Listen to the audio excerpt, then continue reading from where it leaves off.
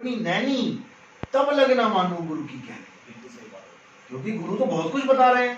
हर बंदा अपने गुरु की बात मान के बैठ गया कि मेरे गुरुजी ने ऐसे बोला यही सत्य है, मेरे गुरुजी ने, और सारे गुरु अलग बता रहे हैं। तो फिर सत्य क्या है भाई? अब हम किसके गुरु को झूठा बोले?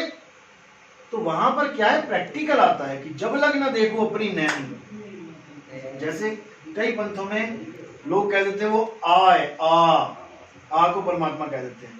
अब आ एक संकेत मात्र है कि रखना कोई लगातार चीज हो रही है, रखना अखंड चीज हो रही है, उसको हम आ बोल देते हैं। जैसे कोई बांसुरी बज रही है बिना टूटे लगातार एक ही सुर में, तो हम उसको आ का इशारा कर सकते हैं। कोई सारंगी बज रही है बिना टूटे लगातार, तो हम उसको आ का इशारा कर सकते हैं। कोई घंटा बज रहा है लगातार टन,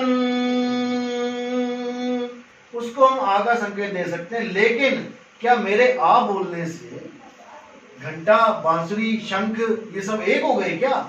नहीं हुए। आ जो है वो किताबी ज्ञान है, क्योंकि गुरु ने बोल के दे दिया, कानों ने सुन लिया आ है। और वो घंटे जैसी आवाज है कि वो वीणा जैसी आवाज है कि वो बांसुरी जैसी आवाज है कि किसी हॉर्न जैसी आवाज है कि बादलों जैसी आवाज है कि हवाई जहाज के हॉर्न जैसी कि पानी के शिप जैसे हॉर्न जैसी, ये प्रैक्टिकल ज्ञान है। ये प्रैक्टिकल, उसको जानने के बाद तुम इस आ का खंडन कर दोगे।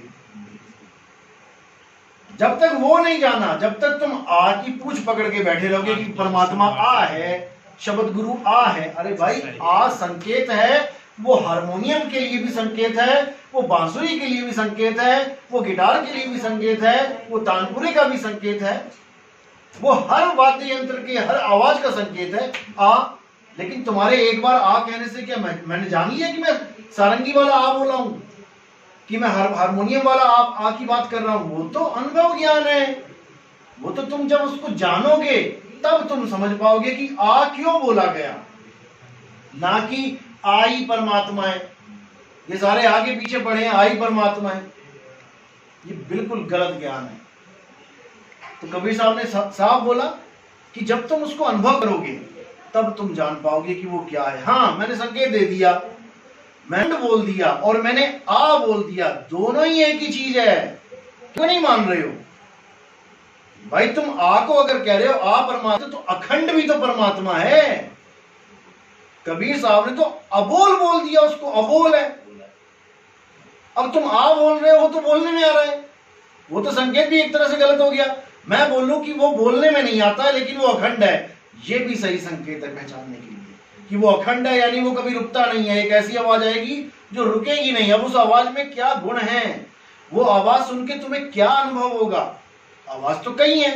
जैसे भूत की आवाज तुम सुन लो तो तुम डरने लग जाते हो, तुम शेर की आवाज सुन लो तुम्हारी हालत खराब हो जाएगी, तुम पापा की आवाज सुन लो, अपनी घरवाली की आवाज सुन लो, बच्चों की, तुम खिलखिलाने लग जाओगे, तुम्हें अच्छा लगने लग जाएगा। है सारी आवाजें, लेकिन एक तुम्हें डरा रही है, एक तुम्हें खुश कर रही है।